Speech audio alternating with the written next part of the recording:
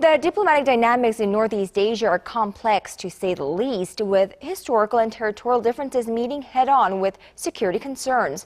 But with the relationship between North Korea and Japan cozying up of late, our Connie Kim reports on the latest developments.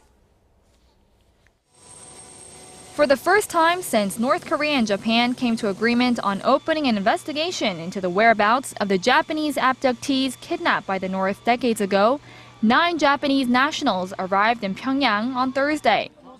They'll be visiting the burial sites of relatives who died in the communist state after the Second World War. After a lot of efforts between the Japanese and North Korean government, our hope has finally come true. There have been 8 visits like this one since 2012, but yesterday's comes amid a new dynamic in Sino-Japanese relations. Diplomats from Tokyo and Pyongyang will meet in China next week to discuss the details of a probe into the abduction of Japanese citizens in the 1970s and 80s.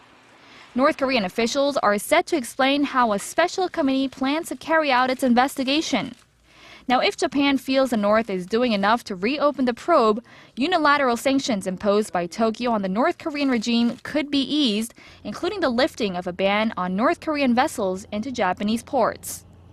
The recent diplomatic moves are being watched closely by China and South Korea.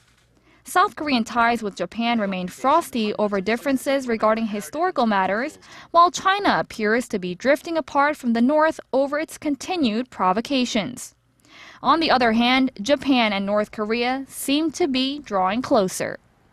Connie Kim, Arirang News.